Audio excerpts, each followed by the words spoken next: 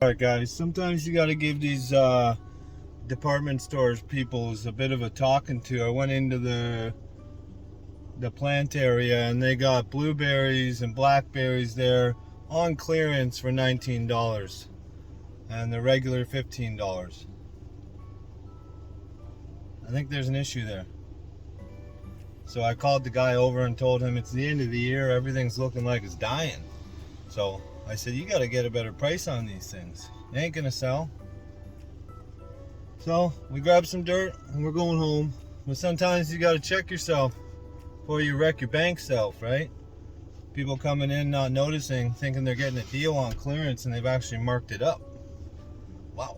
So keep an eye on the price tag, and if something's clearance, demand that clearance price. So smash that like button, guys. Canadian proud, get outdoors. All right, we're home with our dirt now. We're gonna fill up a couple of our pots and toss some things in. But one thing I'd like to say is this big, huge thing, someone might have had problems before, and as you can see, that's why. A little bit of rainwater, or you water your plants, things are gonna get stagnant in there. So you need to have that room to breathe in that air. So a lot of these things come with little pop-out holes, right? Any of these.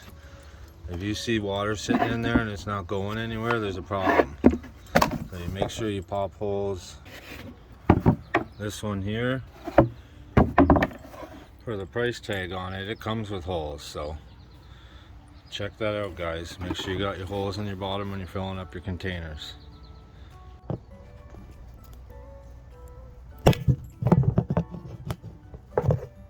Okay, we're just gonna collect some rocks. And then every one of my containers, small, big, doesn't matter, I put rocks in the bottom of them. We ended up getting a load of these river rocks dropped into our truck. So it was only 40 bucks. I know it's a little harder for some people that don't have a big, huge truck to be able to do that with, but if you can, maybe you can get them to drop it off, but I always use them. So they're a nice little size. And I just fill up my container a couple inches of it just to make sure you get that drainage. A couple tips on how we do our planters.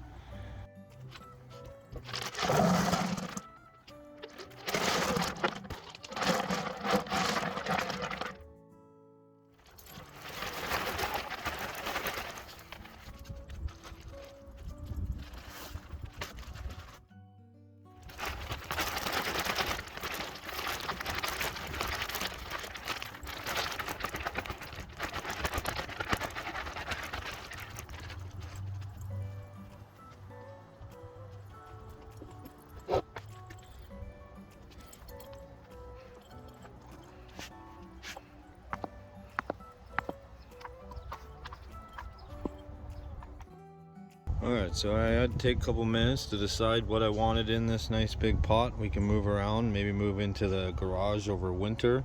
And we've decided we're going to do this pomegranate. This is a pomegranate we grew from seed when the kids were eating, my son and I. We love to grow grocery store food, just to prove to him all the different ways you can grow. So go back and check that video out if you have time. We're going to shove this in the ground here.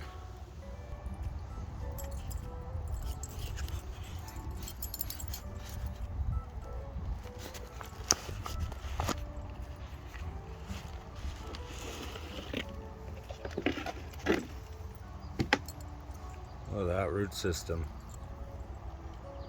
That's crazy. Alright. I'm going to use some of this mycorrhizae that I have.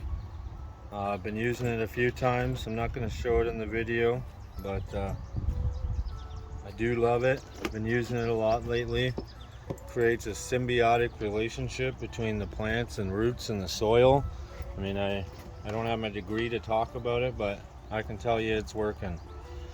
So we want direct contact with.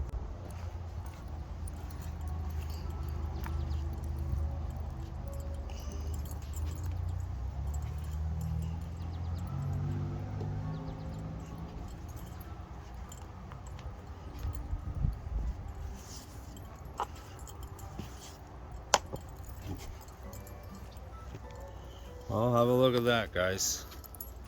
There's a pomegranate tree, and we grew that over the winter. So if you go back and check out our other video, most of our videos are the day after or a couple days after, so not far along. The timeline should be there. Again, smash that like button, guys. Canadian proud, good outdoors.